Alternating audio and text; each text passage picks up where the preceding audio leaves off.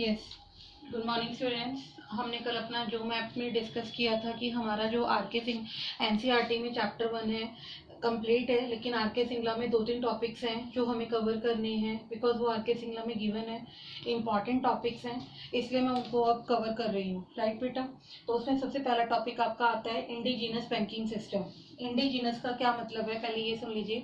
Indigenous का मतलब ये होता है कि जो आपके खुद के इंडिया के स्टैब्लिश बैंक्स हैं, मतलब जिसे आप स्वदेशी कह के एड्रेस करते हो। हाँ जी, क्लियर हो गया।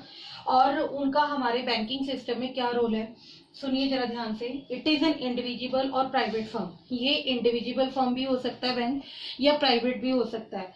रिसीविंग डिपॉजिट, ये आपके डिपॉजिट्स को रिसीव करता है। एंड डीलिंग इन हुंडीज और लैंडिंग मनी। और डील किस में करता है, लैंडिंग मनी या हुंडी। हुंडी और लैंडिंग का मतलब सेम है, उधार मतलब। लैंड का मतलब होता है आपसे कोई डिपॉजिट एक्सेप्ट करके बदले में आपको क्या देता है, लोन देता है। ये तो आजकल नॉर्मलाइज हर बैंक्स में होता है कि अगर आपको थोड़ा लार्ज क्वांटिटी में लोन लेना है तो वो क्या करते हैं, आपकी कुछ डिपॉजिट्स को अपने पास रखकर बदले में आपको क्या देते हैं बेटा, लैंडिंग, आपको मनी देते हैं उधार में, क्रेडिट टर्म्स में। ठीक है, this is called indigenous bankers. अब आपकी एक बात और सुन लीजिए। जब आप बुक में से पढ़ेंगे तो हो सकता है कुछ टर्म्स आपको डिफिकल्ट लगे, वैसे होना नहीं चाहिए, क्योंकि मैंने उसको प्रॉपर देखने के बाद ही आपको ये शॉर्ट में सम अप किया है। और जितना मैं आपको बता रही हूँ आपने सिर्फ उतना ही लिखना है। मतलब दोबारा सुन लीजिए। इंडिजिनस बैंकर्स ऑन बैंक्स होते हैं स्टैब्लिश इन योर इंडिया, मतलब कि हर डिस्ट्रिक्ट में, हर स्टेट में इसको अलग अलग नाम से एड्रेस किया जाता है। आपके जैसे पंजाब में इसे खत्री के नाम से एड्रेस किया जाता है। अलग अलग स्टेट्स में, अलग अलग डिस्ट्रिक्ट्स में इसके नाम अलग अलग हैं। राइट बेटा? कोई इसे किसी नाम से प्रोनाउंस करता है, कोई किसी नाम से प्रोनाउंस करता है।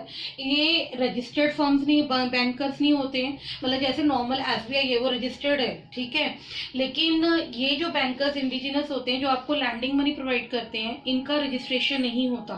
ठीक है, और ये वो बैंक्स हैं, इंडिविजुअल भी हो सकते हैं या प्राइवेट फर्म्स भी होते हैं। ये आपसे रिसीव करके डिपॉजिट आपको क्या डील करते हैं बेटा, लैंडिंग मनी प्रोवाइड करते हैं। This is called indigenous bankers.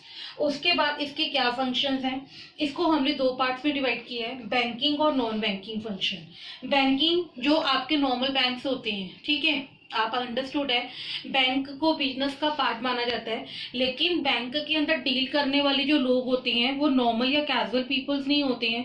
इसमें स्पेशलाइज लोग ही होते हैं जिनको बैंक की प्रॉपर नॉलेज होती है। ठीक है, तो इसमें सबसे पहले उनका क्या फंक्शन है बैंकिंग में, वो आपको लोन प्रोवाइड करते हैं, आपको लैंडिंग मनी प्रोवाइड करते हैं। लोन बाय चेक भी हो सकता है, बाय क्रेडिट टर्म्स भी हो सकता है, डिपेंड करता है। लेकिन जब आपको लोन प्रोवाइड करते हैं तो वहाँ पे इंटरेस्ट रेट भी होता है। आपको यहाँ थोड़ा सा क्लैरिटी होना जरूरी है कि जब भी आप बैंक से लोन लेने जाते हो तो बैंक आपको, जैसे मान लो आपने 50 लाख का लोन लिया, तो आप उसे कहते हो कि हम 5 इयर्स के बाद उसको रिटर्न करेंगे। 5 साल के बाद अगर उसको आप रिटर्न कर रहे हो तो 50 लाख के ऊपर जो भी पर मतलब ईयर एनुअली जितना भी इंटरेस्ट रेट होगा, 5%, 6%, मतलब 50,000 पे 5% के हिसाब से 5 ईयर्स तक का जितना भी आपका इंटरेस्ट बनता है वो टोटल प्रिंसिपल अमाउंट में ऐड होकर आपको आफ्टर 5 ईयर्स के बाद पे करना पड़ेगा। हर बैंक का जो इंटरेस्ट रेट होता है वो अलग अलग होता है बेटा, डिपेंड करता है सिचुएशन और कंडीशन कैटेगरीज पर। हाँ जी, क्लियर है। उसके बाद टू डील्स इन हुंडीज, इसके अलावा जो आप लोन है मतलब कि वो उधार में भी हो सकता है और कैश में भी हो सकता है, डिपेंड ऑन योर कंडीशन। भी आप किस तरह से लोन लेना चाहते हो, किस टर्म्स में लेना चाहते हो, ये सब बैंकिंग के पार्ट्स हैं। उसके बाद नॉन बैंकिंग फंक्शन, यानी कि जो प्राइवेट का पार्ट है, उनका क्या काम है, वो कैसे आपको मनी प्रोवाइड करते हैं, स्पेकुलेटिव ट्रेड। स्पेकुलेटिव का मतलब क्या है कि आप यहाँ पर पर्टिकुलर बिजनेस कर रहे हो, मतलब व्यापार कर रहे हो, शुगर का, राइस का, वीट का, एग्रीकल्चर का, तो उसके लिए आपको लोन चाहिए, या आपको सीड्स की नीड है, आपके पास पैसा नहीं है, मनी नहीं है, आपको बिजनेस मनी की नीड है, तो नॉन बैंकिंग आपको वो फैकल्टीज प्रोवाइड करवाती है, जैसे नॉन कोऑपरेटिव बैंक्स हो गई। ठीक है, उसके बाद कमीशन एजेंट है, ये वो लोग हैं जो थर्ड पार्टी जिसे आप कहते हो, आपने नॉर्मल घर में भी सुना होगा कि डायरेक्ट ना जाकर किसी बंदे के थ्रू मतलब बैंक से लोन लेना और उसको बीच का कमीशन दे देना। जैसे मान लो एजेंट्स होते हैं, कमीशन होल्डर्स होते हैं, वो बैंक से लोन लेकर, बैंक से अमाउंट लेकर आपको क्या देते हैं, अमाउंट टाइम पे प्रोवाइड कर देते हैं और बदले में आपसे क्या चार्ज करते हैं, कमीशन चार्ज करते हैं। ठीक है।